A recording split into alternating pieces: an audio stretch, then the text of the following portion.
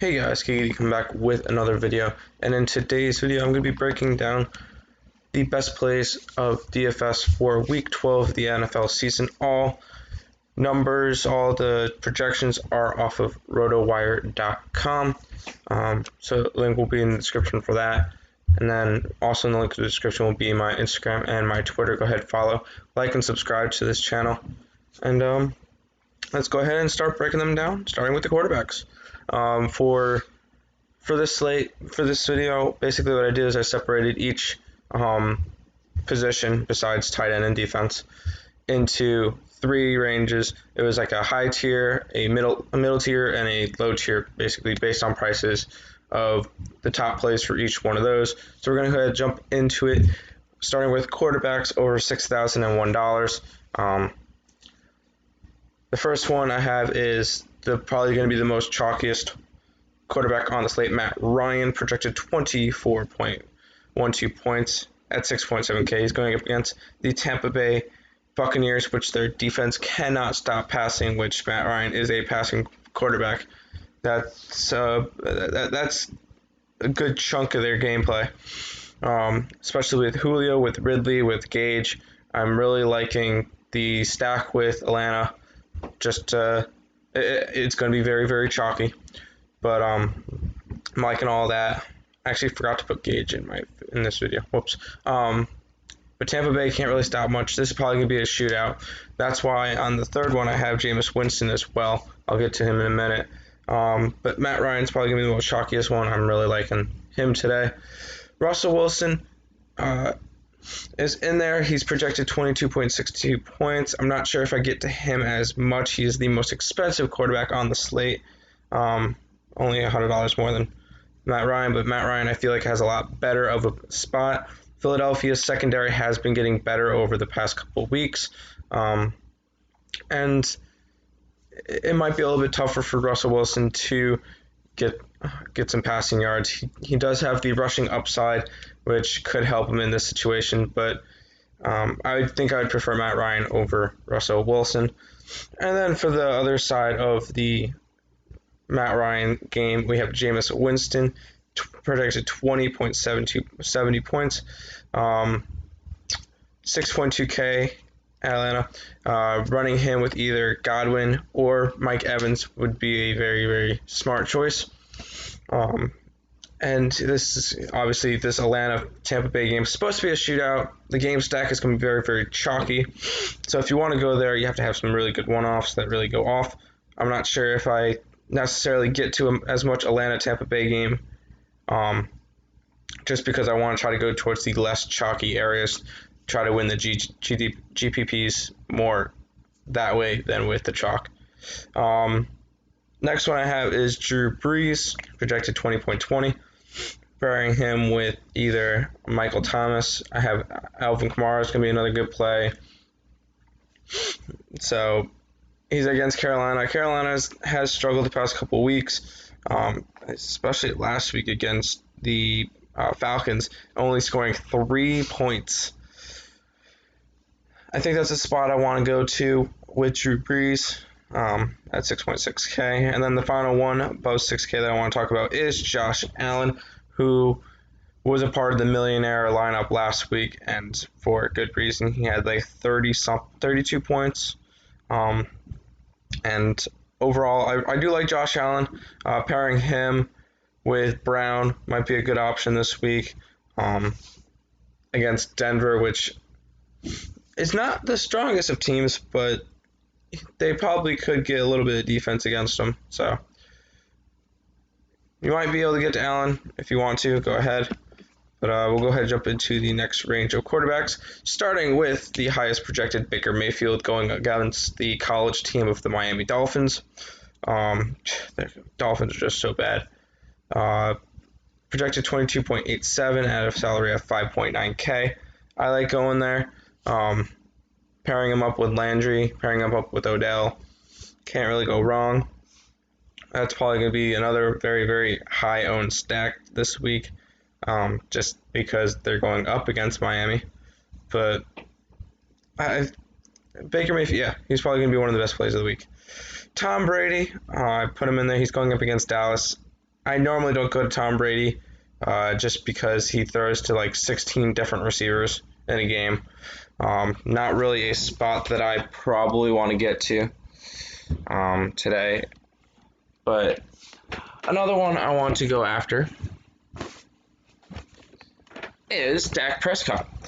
And if you're going to go for Dak Prescott, there's some good options to go with him, with Cooper, with Gallup, and Witten if you want to go there for the tight end position. The Dallas stack will probably be pretty low owned, so I do like Dak Prescott in this situation. Just if you're going to run with Cooper or Gallup. Carson Wentz projected 18.67 points at 5.6K against Seattle. He's got maybe Jeffrey. The only problem is he doesn't really have much 30 besides Zach Ertz, which makes Zach Ertz one of the best.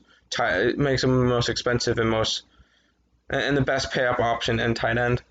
Other than that, he really does not have much, so I'm not sure if I would want to go there as much. But I do have him as one of the higher quarterbacks in this tier. And then Sam Darnold, who is 5.8K against Oakland. If you're going to stack him, you're probably going to stack him with Crowder. Probably going to get Griffin in there. I do like the Jets stack. I think it's going to be not as high owned against a Oakland defense who's allowed a lot of points over the past couple weeks.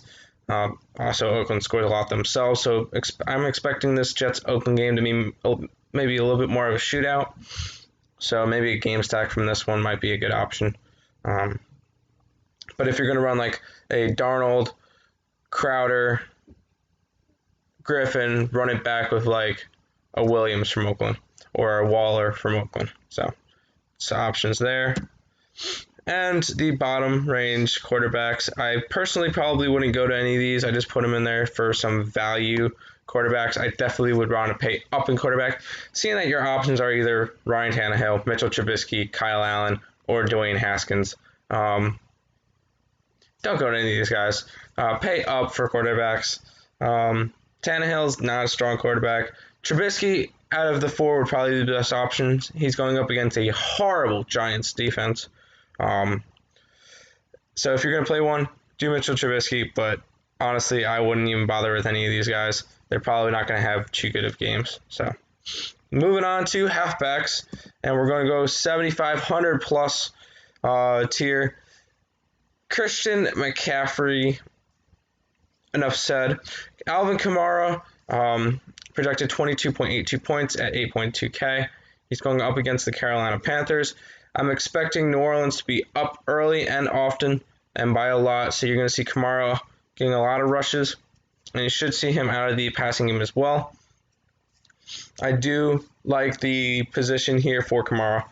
He probably will definitely be getting some points, along with Nick Chubb, who against Miami is going to have a very, very similar game script.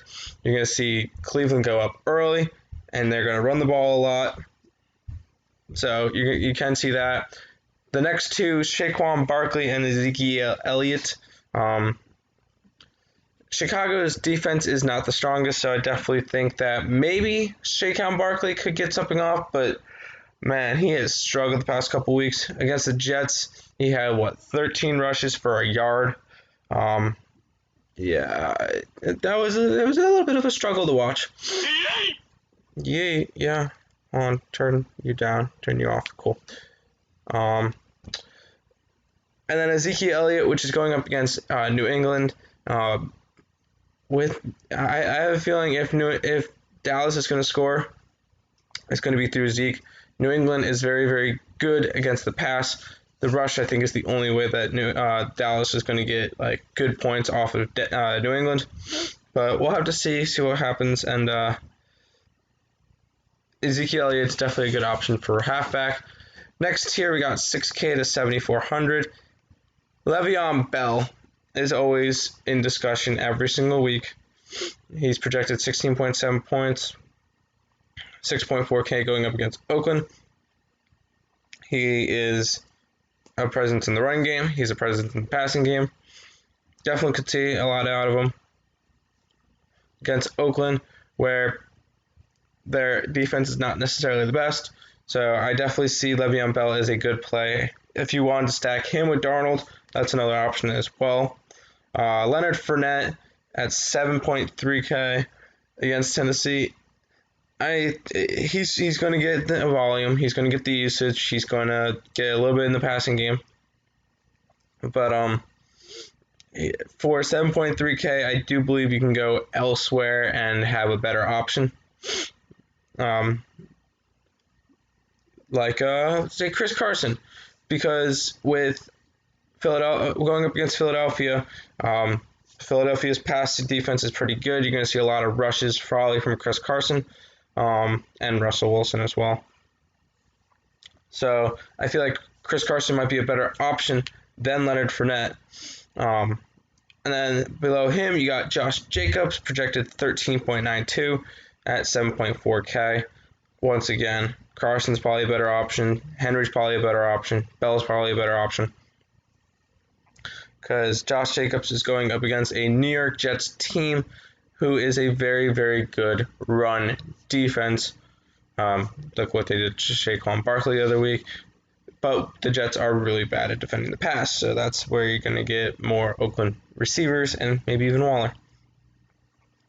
Derrick Henry projected 13.4. I only see this working if Tennessee goes up on Jacksonville, which is definitely a decent option because Tennessee, I feel like, is the better team in this situation, and Nick Foles is in his first game back, so I think he might be a little bit rusty. I don't see him playing as good as you would think, but go ahead and jump into the next range. James White, probably going to be a very, very... Okay, I'll say James White and Lindsay will probably be my top two most owned running backs of the day. James White is going up against Dallas. I think he's going to get a bunch of red zone looks. He's going to be present in the passing game as well. So you might see that. Philip Lindsay is going up against Buffalo, which I feel like if Denver goes up, they'll use him a lot. Also, the Denver coach did say that Philip Lindsay is going to be the main running back there. So definitely a good option to go to. That's where I'm going for most of my lineups. Kareem Hunt, 5.68, just a little scary because Nick Chubb's probably going to get most of the action, so I don't see Kareem Hunt going off. But at 5.6K, you could probably slip him into some lineups. Devin Singletary against Denver. I could definitely see him getting usage, him getting yards, maybe even a touchdown. He was part of the number one millionaire lineup last week, which was a little off because he was with Josh Allen. But could see him going off for a little bit of points. And then David Montgomery, I actually really, really like because most likely Chicago will be pulling ahead in this game against the Giants. Will be getting a bunch of yards.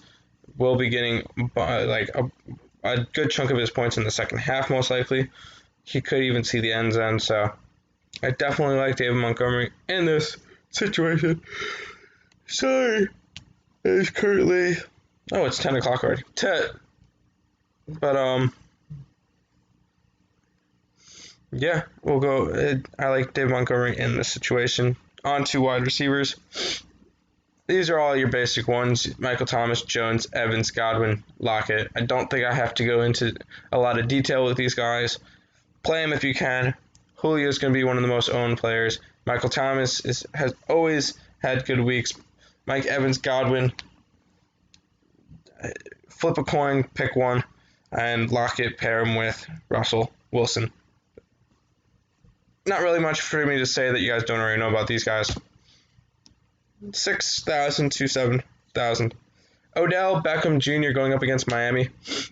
I like him, and I also like Landry. If you wanted to try to get a stack with Baker, Odell, and Landry, that might look pretty nice. Allen Robinson against the Giants. Pair him up with Mitchell Trubisky. I like that matchup. Go up against Giants as much. Go up against Miami as much. go against Washington a lot. Go play against those teams. That's where a lot of yards are going to come from.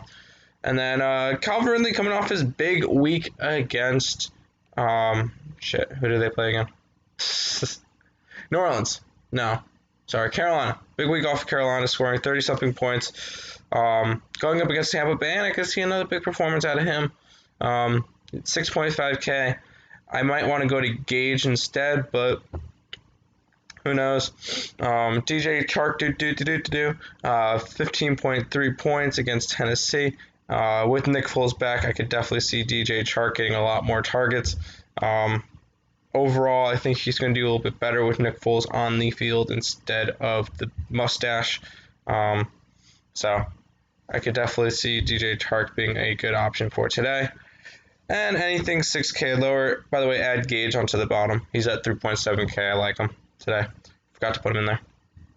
Devontae Parker against Cleveland. I could definitely see him doing very, very well. Considering he's like the only main wide receiver for the Miami Dolphins, I see him doing well. Gallup could get a lot of usage and everything if Cooper doesn't play as much as he's supposed to. Cooper last week had a couple plays where he would go deep and ultimately after that play go off the field for a little bit, and then Gallup and Cobb got a lot of action. So maybe see a lot of action out of Gallup again today. You got Golden Tate and Shepard. I'll put them both together against Chicago. Chicago's not a good defense, so you could see a little bit out of him. And then Tyreek Williams against the Jets. If you're going to see, you're probably going to see a little bit of usage out of him because the Jets' pass defense is not good, and it's probably good to go against that. Tyrell Williams is going to be a good option there. Now on to the tight end position. Zach Ertz, 6,000. It's going to be the main receiver for Philadelphia today. I just don't see myself being able to pay $6,000 for a tight end. There's probably better options. I'd rather punt at tight end, try to get higher players in the wide receiver and the halfback positions. Darren Waller, same situation. Even though he's going to get targets, he's going to get the yards. It's hard paying 5.7K. Wow, I can't read for a tight end in today's age. I'm not sure if I want to get there. Jacob Hollister will be the tight end today for Seattle. It's just hard to pay a lot for tight ends, but I feel like 4.3 could be reasonable if you build your lineup and you have extra cash for a tight end. Go ahead, try to get there.